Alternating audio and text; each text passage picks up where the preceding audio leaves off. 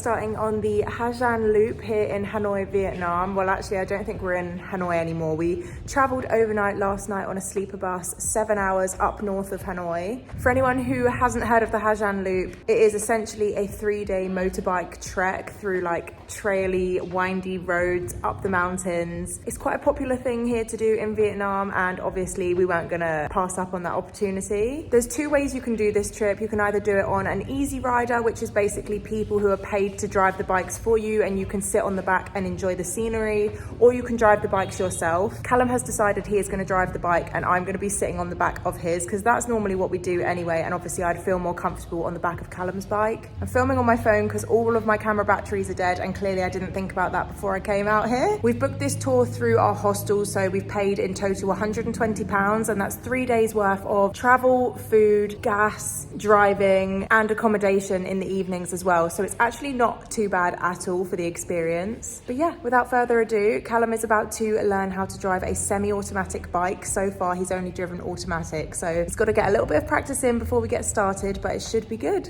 I look forward to it. How are you feeling? Pretty excited. Just had a little practice run on the bikes up and down the road, so yeah, he knows what he's doing on the semi now. It's not too hot. It's easy. It's just like, well, just like driving a car really, but with your foot. Getting our knee pads on, helmets ready, and off we go. Here's the map and the Ha Giang loop 3 days and 2 nights. And the 2 nights we go sleep in Dong Ban Thao. Today we go very long, 147 kilometers. Wow. Now we live here and we go to homestay tonight sleep. So after we were shown our rough route of day 1 on the map, we were told we were going to be going around 147 kilometers on this first day. So it was quite a long day of driving, especially when you're first getting to grips with the bike. What I didn't realize prior was actually that you do get to stop quite a lot along the way for viewpoints and toilet runs and refreshments and things like that. So it's actually not all that bad. It did come as a blessing in disguise by day 3, because trust me, you're going to need those breaks regularly after you've sat on this bike for 3 days solid. I feel like on this first day, because we hadn't gone too high up into the mountains yet, the views were beautiful, but we definitely were still quite floor level. I don't feel like we went as high as obviously day 2 and 3.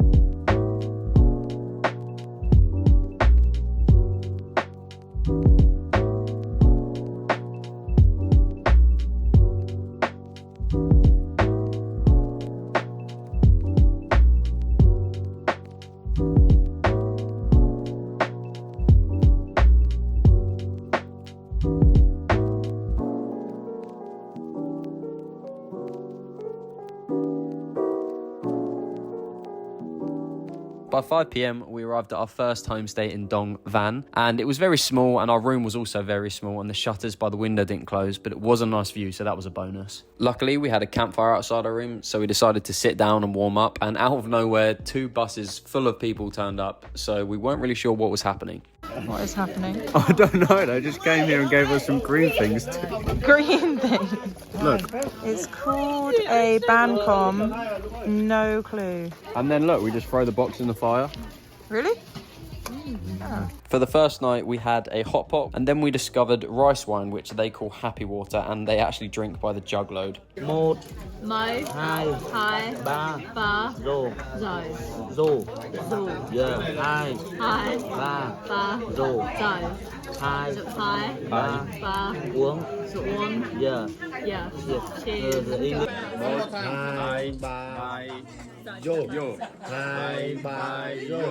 3, Rô, 2, 3, uống. Cheers. Yeah. Go on then.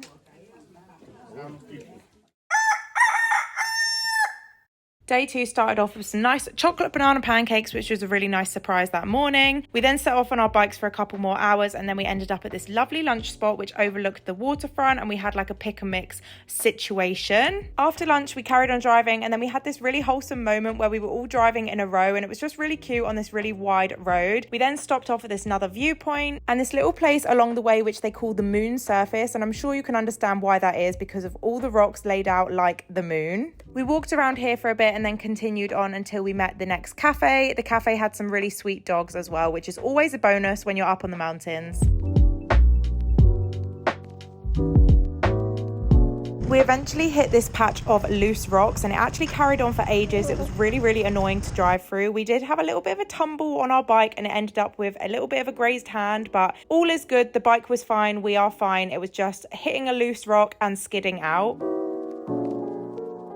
One thing that I do feel like enhanced this whole situation was that Calum and I were listening to music in our AirPods as we went. It was like a typical road trip playlist full of old school songs and just it made the whole thing feel like a movie scene. We then pulled up to this cafe on the side of the mountain. We decided to get some mango smoothies and this little boy was so cute. He basically chose Calum as his person. He sat and played with us for a little while and then we had to head off because we were really near to our next homestay destination, which was Yanmin. We arrived here by about 3 p.m. so it was actually pretty early in the day. I think we were ahead of schedule because we had a smaller group rather than the big groups which you normally have. It was a bit daunting when we walked into our room for the first time because it literally was one massive sleepover room with loads of beds on the floor. We then got told we were going to go and see a waterfall which was up the road, so we drove up there and it was a really bumpy ride, but it was a very beautiful waterfall. Then we came back, had some dinner, nothing unusual, just the same old. We had some happy water and then we finally got to do some English karaoke and we were playing with all the bangers.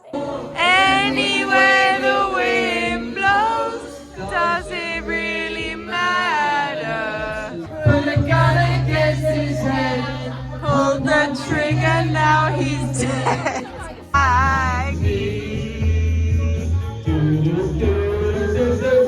Strong, I learned how to get along before you're back from outer space.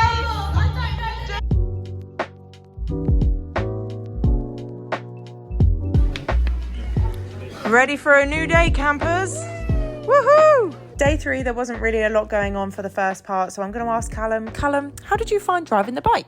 Driving the bike was a lot more simpler than I thought, to be honest. However, when you were driving in longer chunks, especially on this last day, it did get very tiring. And when you're focusing so much on the roads, when some of them weren't that good, it was very hard to enjoy the views. But all in all, it was actually really fun riding the bike, and the loop was probably one of the best experiences of my life. We're still not too sure why, but we ended up pulling up into this village to watch a lady who makes linen for clothes and cloths and things like that. It was actually really fascinating to watch her work.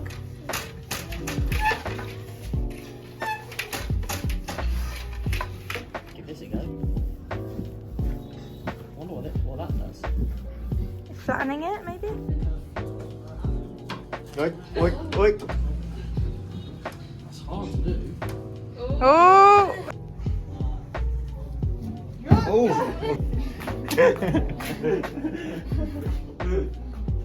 Callum's just bought this little money pouch because we just saw the lady who hand makes them. Yeah. And this costs 50,000. I was going to say kip, 50,000 dong, which is about £1.55, and it's just really beautiful. It's only little, but it'll be good for all his money out here. It's more so for a memory of like being out here. It was really lovely to see the culture of this town, the kids and the adults, the vibrant colours of the outfits, and just everything is so simple, but it's really interesting to look at. Obviously, Calum and I got stuck in with playing a bit of badminton. These were with wooden bats, so it was a little bit different to normal badminton, but yeah, it was really good fun. And right before we left, we also managed to catch a glimpse of a traditional Vietnamese wedding, which was really interesting as well, as obviously it's very different to an English wedding, but really beautiful to witness at the same time.